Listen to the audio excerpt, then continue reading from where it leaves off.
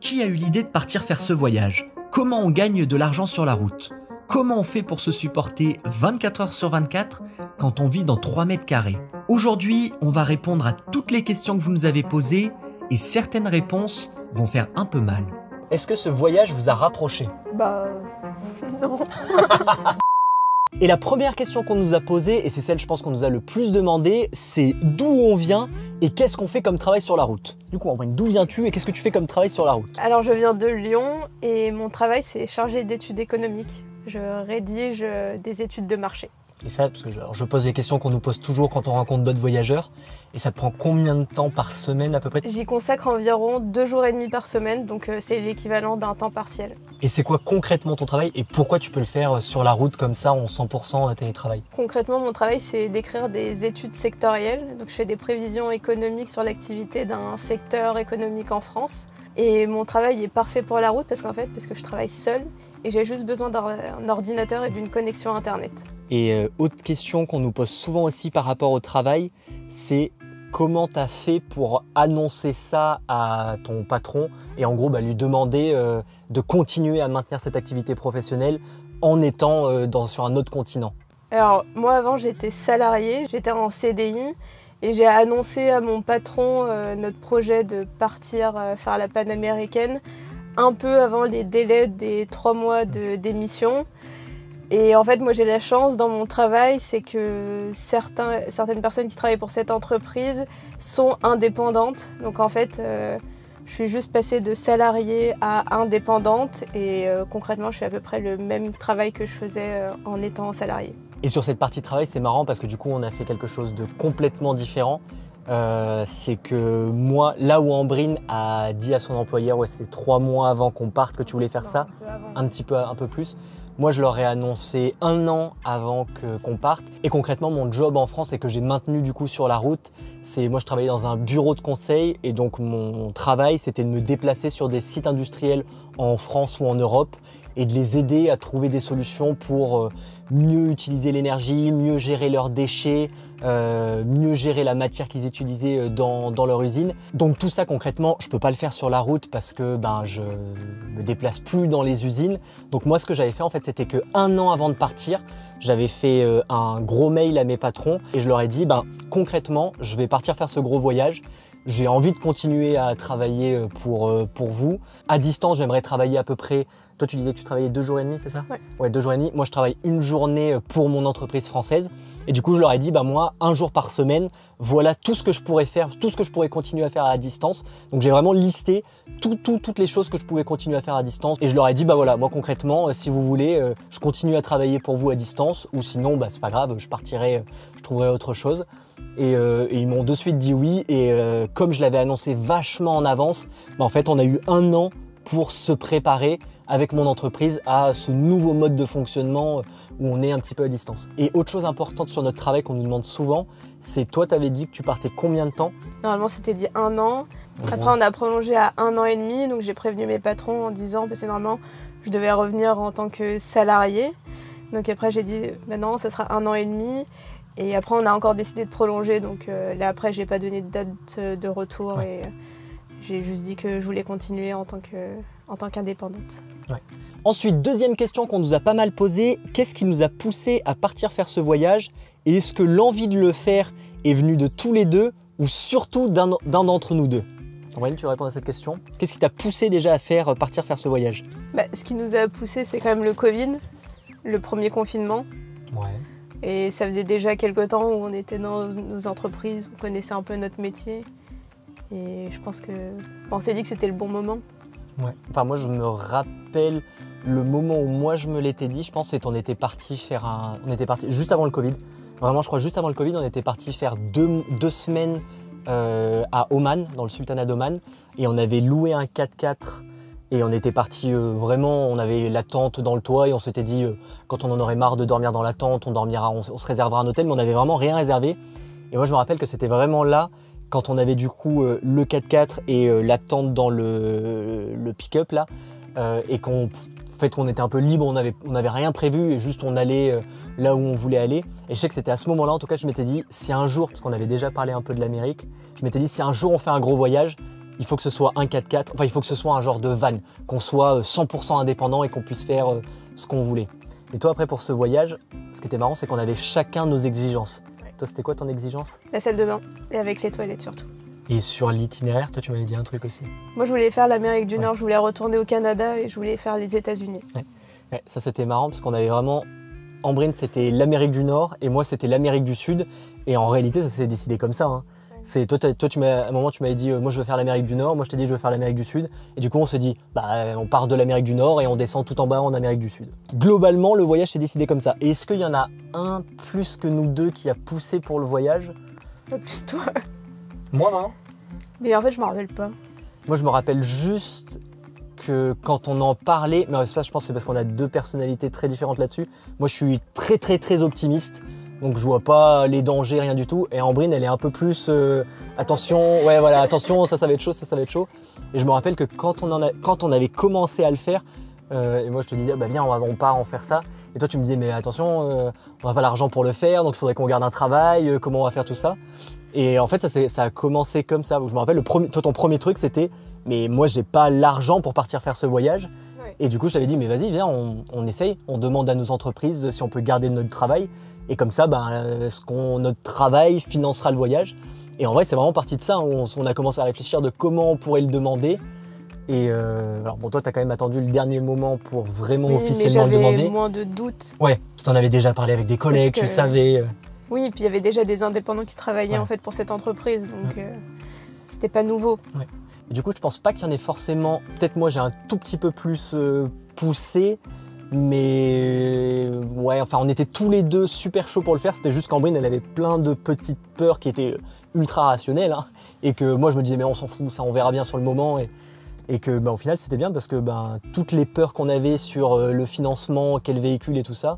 On les a réglés avant de partir et donc au final ça s'est bien passé pour le moment. Pour le moment, ça se passe bien en tout cas. Troisième question qu'on nous a beaucoup posée et qu'on nous pose littéralement tout le temps quand on rencontre des voyageurs sur la route. Quels sont vos coups de cœur, un peu on va dire un top 3, et ou vos regrets sur ce voyage? Donc c'est quoi déjà ton top 3 des coups de cœur sur ce voyage? Là les 3 trucs, ouais, tout le voyage. La Catenango, pour voir le Fuego. Ouais. Les Galapagos. Ouais, en Équateur du coup. Le Salar de Uyuni. Non, mais je vais dire les jaguars. Du coup, le Pantanal au Brésil. Ouais. Ok. Alors, moi, le truc, c'est que du coup, je vais dire un peu la même chose que toi. Parce que ouais, le Fuego au Guatemala, vraiment trop bien. Le Salar de Uyuni aussi, moi, je sais pas, j'ai trouvé ça tellement impressionnant. J'ai trouvé ça vraiment trop bien. Et après, alors pour pas dire les Galapagos, en réalité, je pense que là, si je pense à des trucs qui m'ont marqué vraiment, les deux gros off-road qu'on a fait, la Laguna Route, et les 1500 km de piste qu'on avait fait en Argentine. Et ça en fait, les paysages étaient super beaux, mais c'était surtout le fait d'être vraiment, on était seuls, on était loin de tout, et on est monté à 5300 mètres d'altitude. En fait, 5200 mètres d'altitude. En fait, c'était délirant les altitudes où on était avec le véhicule. Donc ouais, là, quand je repense au voyage, c'est vraiment le Fuego, Salar de Uyuni, Galapagos, et les gros off-road là sur... comment ça s'appelle? La Laguna Route. Ouais, la Laguna Route. Et quand on est monté jusqu'à Minarulia en Argentine, là jusqu'à 5200 mètres d'altitude, c'est vraiment les 3 trucs qui me viennent en tête quand je pense au coup de cœur de ce voyage. Pour rappel, si vous voulez connaître le nom de tous les plus beaux endroits qu'on a visités ces 3 dernières années, vous pouvez télécharger notre carte exclusive sur Tipeee en sélectionnant la contrepartie accès à notre carte exclusive et elle vous sera automatiquement envoyée par mail. Il y a déjà plus de 200 lieux enregistrés sur la carte et on continue de la mettre à jour petit à petit.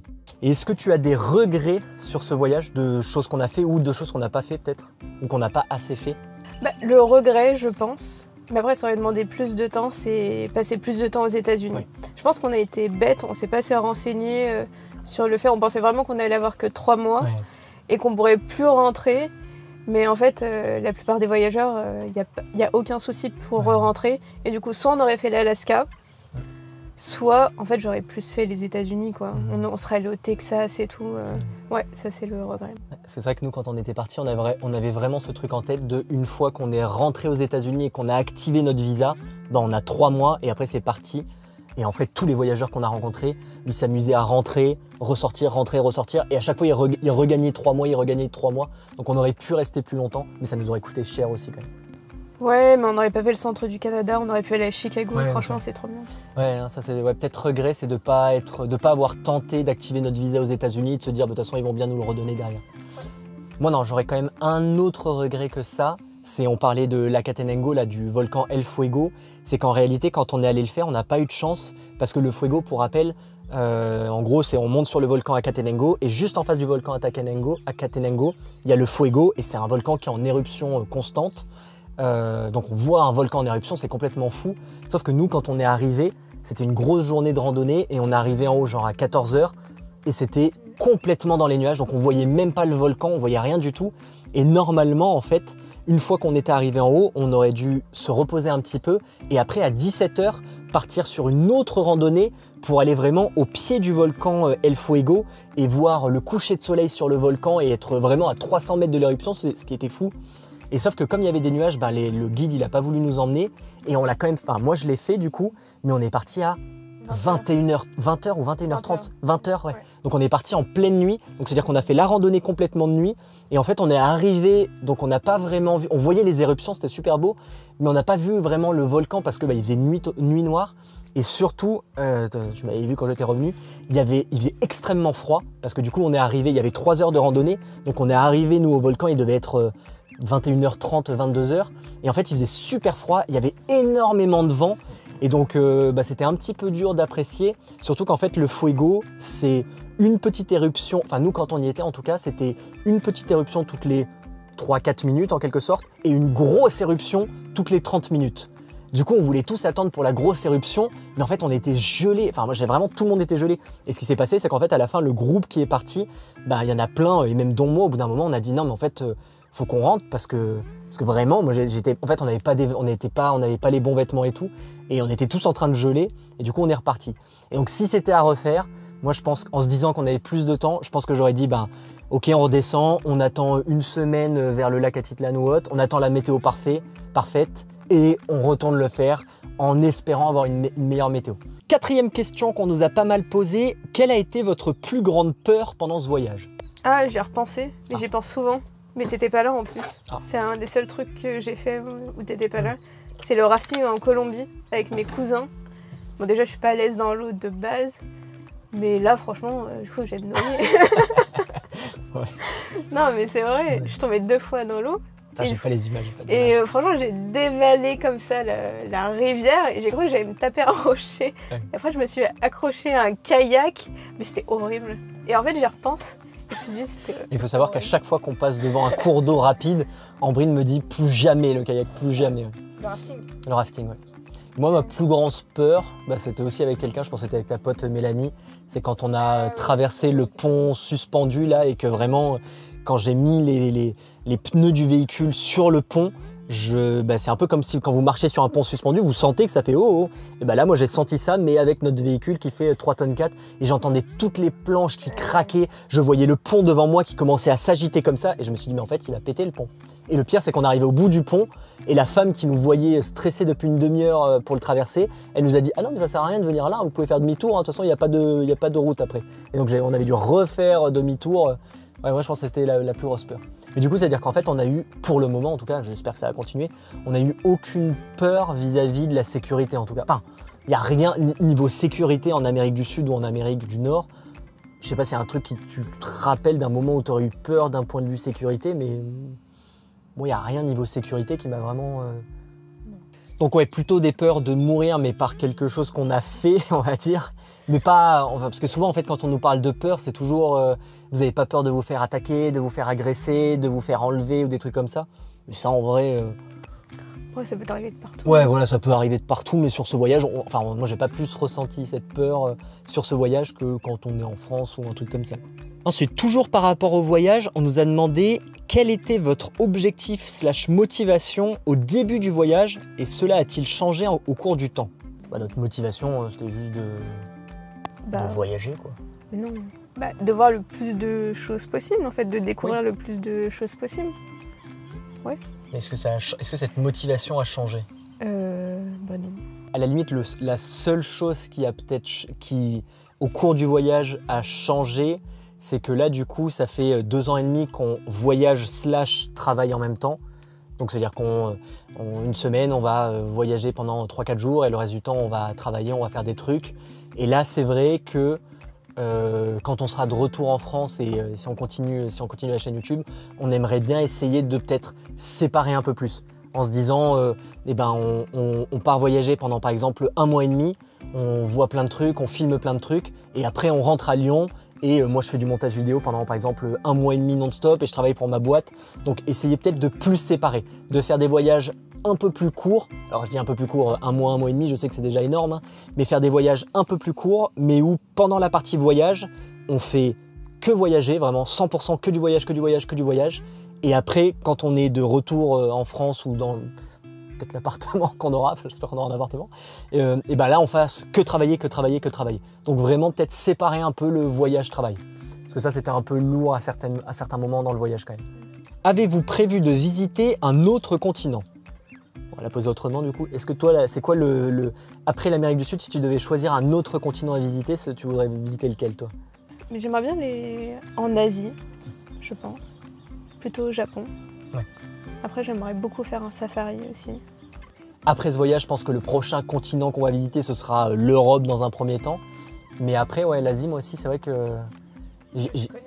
Moi, j'ai déjà fait 6 mois de voyage en sac à dos en Asie, mais c'était il y a très longtemps maintenant. C'est fou de dire que c'était il y a plus de 10 ans, mais c'était il y a plus de 10 ans. Donc ouais, je pense que l'Europe, après l'Amérique du Sud, ce sera l'Europe pendant quelques mois. Et après, ouais, l'Asie, ce serait vraiment le gros rêve. Oh là, question difficile, Ambrine. Je pense que toi, ta réponse va être marrante.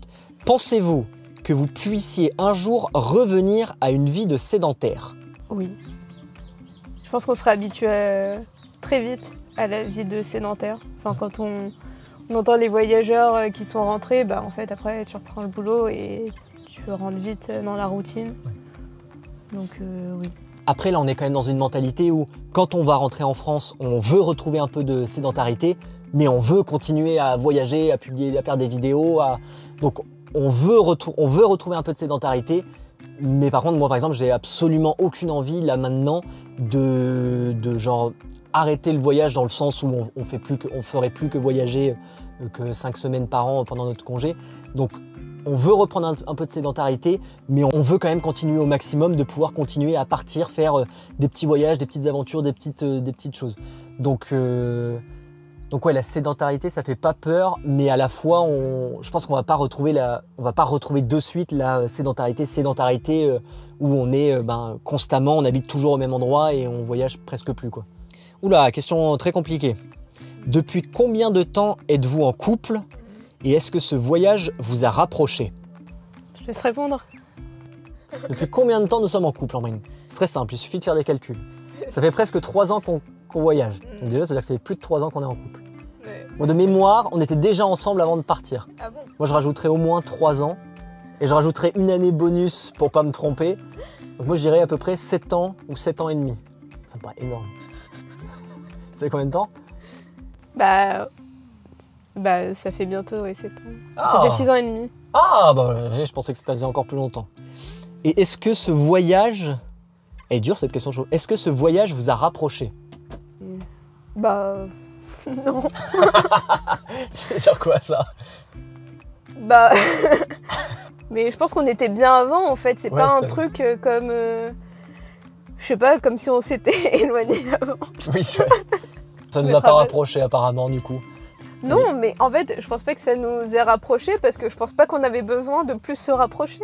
Ouais. C'est tout. Par contre, c'est sûr que quand vous partez faire un voyage comme ça, il faut être psychologiquement conscient que vous allez être avec la personne 24 heures sur 24, 7 jours sur 7. Je pense qu'en moyenne, on se voit visuellement, on ne se voit pas. En moyenne, peut-être quand on dort, et peut-être aller 1 heure par semaine quand je vais courir. Mais sinon, c'est vrai qu'on est dans un voyage comme ça, on est toujours ensemble. Donc c'est sûr que rapprocher dans le sens où, avant, moi j'étais souvent en déplacement, je dormais souvent à l'hôtel, donc on était souvent l'un loin de l'autre. Là, c'est sûr qu'on est tout le temps, constamment ensemble. Mais en fait, je vois pas trop ce que ça veut dire rapprocher. Oui, c'est sûr. Enfin, ouais, moi je sais pas. Non, enfin, on était bien avant, on est toujours bien maintenant. tout cas, ça nous a pas séparés. Parce qu'il y a des couples, et après, quand ils rentrent de voyage, en fait, ils se séparent. Oui, bien sûr. Voilà. Non, nous, je pense que on était bien avant, on est toujours bien maintenant. Tant mieux. Je sais pas si ça nous a rapprochés. Ça nous a pas éloignés, en tout cas. Des conseils pour vivre à deux 24 heures sur 24. Ça aussi, c'est vrai que c'est un truc, ça fait peur à plein de couples, en vrai. Même si on est dans la même pièce, parce qu'il n'y a qu'une seule pièce, faire chacun les trucs de son côté, et je n'arrive pas forcément à se parler. Non, mais oui, c'est vrai, c'est ça. Je pense qu'en vrai, au bout d'un moment, quand tu vis vraiment constamment en présence de la personne, il y a des moments, en vrai, ça nous arrive plein de fois, où, je sais pas, la journée, on va visiter un truc, on va faire des trucs. En fait, quand on rentre dans le van, après, alors déjà, nous, il y a le truc où on travaille. Donc, il y a ça, où il y a plein de moments, en vrai, où moi, je suis sur mon ordi, toi, tu es sur son ordi. Et en fait, on est chacun dans notre monde. Mais même hors du travail, en fait, je pense que c'est important qu'à certains moments, en fait, c'est normal, chacun fait ce qu'il veut, quoi. Ambrine, elle a envie de regarder une série, elle regarde une série. Moi, j'ai envie de regarder un truc dans mon coin, je regarde un truc. J'ai envie d'aller courir, je vais courir. Donc, je pense que c'est ça le truc important, c'est peut-être de quand on visite, quand on fait les trucs, de vivre les trucs à deux. Et après, en fait, quand on revient dans la cellule, un peu comme quand tu es dans ton appartement ou quoi, chacun fait ce qu'il a envie de faire sur le moment. Et t'es pas obligé forcément de toujours te parler ou faire des trucs ensemble. Mais je pense que c'est le meilleur conseil, en fait, c'est de... Mais aussi, on s'accorde bien sur les activités, aussi, oui, peut-être. Oui, c'est sûr. Parce qu'il y en a peut-être où, en fait, t'as pas les mêmes envies aussi dans le voyage, tu recherches peut-être pas la même chose. Et là, peut-être, ça peut être source de conflit. Et c'est vrai que nous, ça arrive jamais quasiment qu'on se dise que Ambrine, elle a envie de faire un truc que moi, j'ai pas envie de faire ou inversement. Voilà. Sauf si c'est des trucs un peu, genre, je me rappelle le Grand Canyon, quand je t'avais dit, j'ai envie d'aller courir dans le Grand Canyon. Mais voilà, il y a les petits trucs sportifs à la limite, mais moi, ça me va très bien, je vais les faire tout seul. Et Ambrine, elle reste dans le van. Mais mis à part ça, en fait, on est quand même plus ou moins... Alors, moi, il y a juste les villes, genre quand tu me dis faut qu'on aille visiter ce musée, ça me gave vite. Mais on n'a pas fait beaucoup de musées pendant ce voyage. Mais bon, en fait, c'est rare quand même les moments où on est dans des villes ou des choses comme ça. Donc ouais, non, juste réussir à, malgré le fait que tu sois en face de la personne, de trouver le temps pour être tranquille avec toi-même. Autre question qu'on nous a posée, alors c'est marrant, ça c'est la première fois qu'on nous pose cette question. T'es même pas prête, Ambrine, je pense. Est-ce que vous avez perdu des amis du fait de la distance pendant aussi longtemps? Le fait que ce soit vraiment un très long voyage? Non. C'est marrant parce que j'ai lu un truc récemment. Et en fait, les amis qu'on a depuis plus de 7 ans, en fait, c'est des amis pour la vie. Non, j'ai pas perdu d'amis. Enfin, je suis toujours en contact. Après, peut-être moins en contact, mais non. Ouais. Après, le truc, c'est qu'en fait, nous, c'est quelque chose, tous nos amis ou notre famille étaient au courant qu'on allait faire ce grand voyage et tout ça, donc je pense que tous nos amis proches, ils savent bien que on va pas aller manger au resto avec eux la semaine prochaine, quoi. Donc moi aussi, je suis... Mais après, on n'est plus au lycée, en fait. Je pense aussi que même quand on était à Lyon, on les voyait pas toutes les semaines aussi.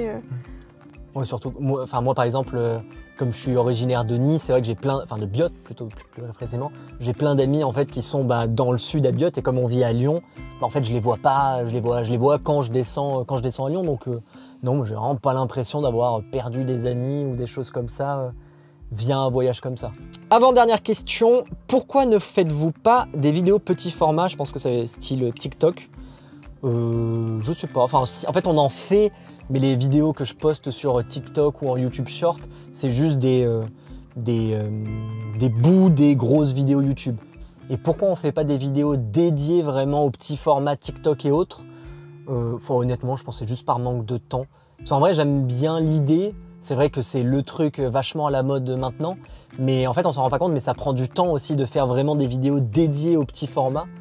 Et comme en fait, on a tous les deux un job à côté, je pense que là, pour l'instant, je préfère avoir un job à côté, faire les vidéos longues et le reste du temps, voyager, faire ce qu'on a à faire.